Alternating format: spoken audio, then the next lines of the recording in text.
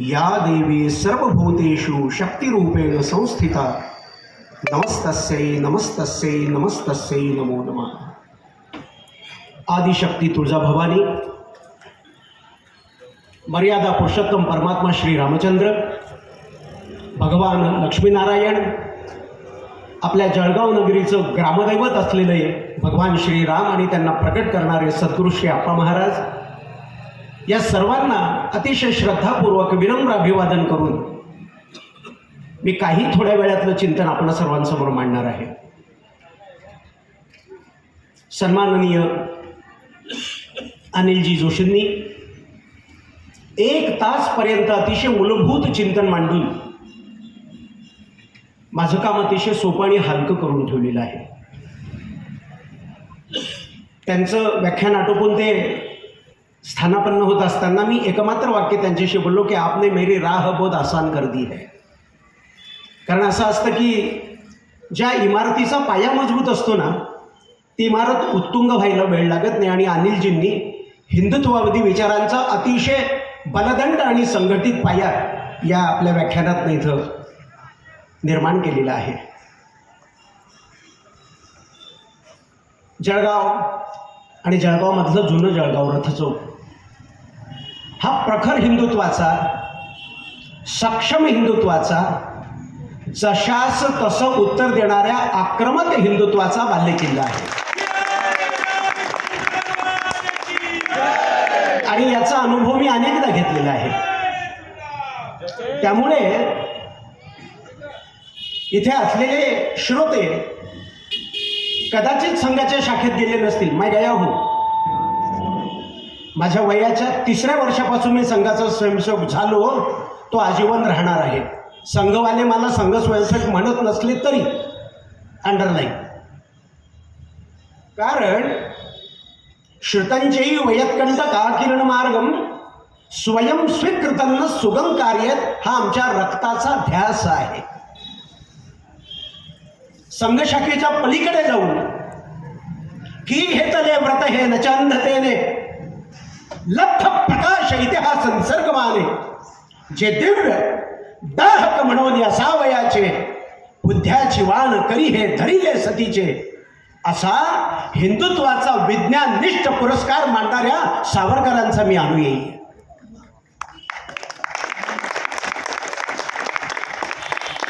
मी गर्वाने हेही सांगेल आदरणीय अनिलजींना की 1984 साली मी संघाचा पूर्णवेळ प्रचारकही राहिलेलो आहे। माझ्या श्वासात संघ, माझ्या नसात संघ, माझ्या ध्यासात संघ, माझ्या विचारात संघ, माझ्या उच्चारात संघ, माझ्या आचारातही संघच आहे। आणि हे गेले 35 वर्ष आपण अनुभवता आहात। हे माझं यश नाहीये मित्रांनो। गटपट व्यवस्थेतून जेव्हा संघ परिवारातनं मी वरती जाऊ लागलो तेव्हा लक्षात आलं की संघ म्हणजे मी नाहीये, संघ म्हणजे आम्ही आहे। आणि अशा त्या आम्हीच्या व्यापक भूमिकेतून, आणि खरं सांगू का, ज्याला जेवढा संघ कळला ना तेवढी त्याची विचाराची, तेवढी त्याच्या हृदयाची, तेवढी त्याच्या मनाची आणि तेवढी त्याच्या आचाराची खोली, उंची आणि व्यापकता वाढत जाते। हिंदी में कहावत है कि जिसका जितना नजरिया उतना उसका आसमान, है ना। और अटल जी ने कहा है कि छोटे दिल से बड़े काम नहीं हुआ करते। 100 वर्षाच्या संघाच्या या प्रवासामध्ये अतुलजींनी शब्द वापरला आत्मावलोकन। शायद उनको सिंहावलोकन कहना था। आत्मावलोकन तर आम्ही देवाची पूजा करत असतानाही करत असतो। रोज भगवंताची पूजा करताना, त्याला उदबत्ती ओवाळताना, दिवसभराच्या 23 तासाचा पापाचा परवाना मिळवताना आपण देवाला हेच म्हणत आलोय, पापोहम पापकर्माहम पापात्मा पापसंभवाहा वगैरे वगैरे। एकदा का ती उदबत्ती ओवाळली, आरती लावली, घंट्या वाजवल्या, कपाळाला गंध लावलं, गळ्यामध्ये माळ घातली, अजून काही वर्ण हिंदुत्वाचं सगळं नाटक ड्रामा केला की उरलेले 23 तास आम्ही आमचे धंदे करायला मोकळे असतो। संघाचा असो किंवा संतांचा असो, हिंदुत्व इतकं मर्यादित, इतकं बुर्जवा, इतकं एककालिक नाहीये। पूज्य प्रभुपाद शंकराचार्य जी कहते हैं, आत्मात्मम गिरिजा मति सहचरा प्राण शरीर गृहे पूजा ते विषयोपभोग रचना निद्रा समाधि स्थिति संचार पदयो प्रदक्षिण विधी स्तोत्र आणि सर्वागिरो. आणि शेवटचं वाक्य संघ विचाराचा मूलभूत पाया आहे. आद्य पूज्य प्रभू शंकराचार्य म्हणतात, यद्यत कर्म करोमि तत्तदखिलम शंभो तवाराधनम. मी जे जे करेल, मी बोलेन ती तुझी स्तुती असेल, मी चालेल ती तुझी प्रदक्षिणा असेल, अरे मी झोप घेईन ती तुझी समाधी असेल. आणि हे कमी वाटलं म्हणून आचार्य म्हणले, यद यद कर्म करोमि तत्तदखिलम, मैं जो भी करूंगा ओ हे प्रभु आपकी आराधना होगी. आणि संघानं पूज्य प्रभुपाद शंकराचार्यांचा हाच आचार विचार सामान्य कार्यकर्त्यामध्ये रुजवला तर अतुलजींच्या सारखे जे जीवनवर्ती प्रचारक आहे त्यांच्या तर प्रत्येक ध्यासातनं, श्वासातनं आणि कृतीतनं आम्हाला तोच बघायला मिळतो. आमचं हिंदुत्व हे भगवंताच्या अंगावरती पडणाऱ्या पाण्याच्या धारेसारखं नाहीये माईबाप. अपन कभी मंदिरात गेलो तो गौर से देखिए, भगवान जी के ऊपर एक कलश लगा होता है, वो उल्टा होता है, उसे अभिषेक पात्र कहते हैं. त्याच्यातनं थेंब थेंब थेंब थेंब, आता अतुलजींनी उदाहरण दिलं की दिवसभरात 18 लिटर पाणी वाहून जातं, बात सही आहे. मग भगवंताच्या अंगावरती वाहिलं जाणाऱ्या थेंब थेंब पाण्यासारखं हिंदुत्व आहे? नाही सर. आमचं हिंदुत्व अखंड तैलधारा व्रत अविच्छिन्न प्रत्यय अशा प्रकारचं हिंदुत्व आहे. पाण्याची धार लावली तर ती थेंबा थेंबाने पडते आणि तेलाची धार लावली तर ती अखंड पडते. आमचं हिंदुत्व आमच्या आचारात, आमच्या विचारात, आमच्या उच्चारात, आमच्या प्रचारात त्या अखंड तैलधारेसारखे असलं पाहिजे. म्हणून संघाच्या हा 100 वर्षाचा प्रवास आहे.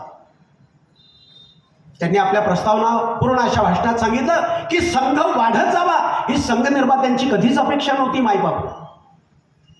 1-2 वर्षापूर्वी मी माझ्या ब्लॉगमध्ये संघ विसर्जन कधी असा एक लेख लिहिला होता आणि माझं दुर्दैव आहे, मला सर्वाधिक ट्रोल संघ कार्यकर्त्यांनीच केलं होतं. डॉक्टरांची स्वच्छ भूमिका होती की मी डॉक्टरकडे जातो.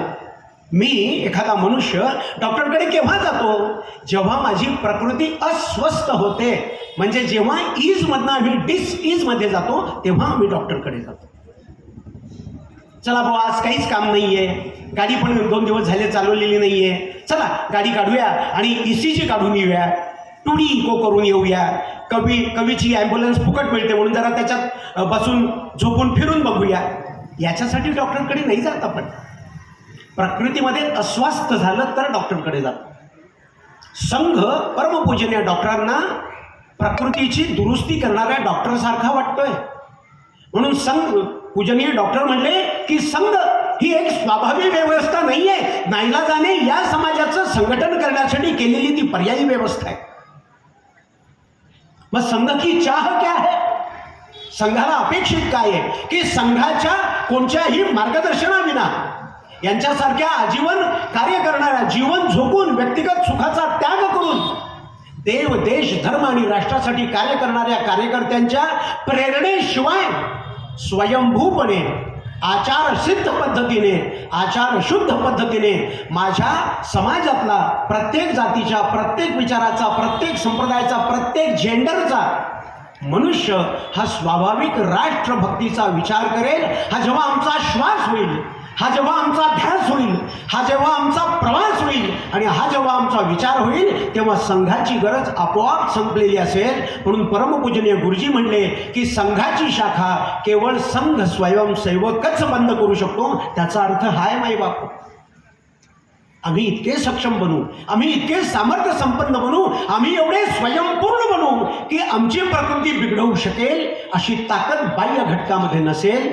त्या परिस्थितीत, त्या संक्रमणाच्या उंबरठ्यावरती आज संघ आणि पर्यायाने हिंदू समाज येऊन पोचला आहे.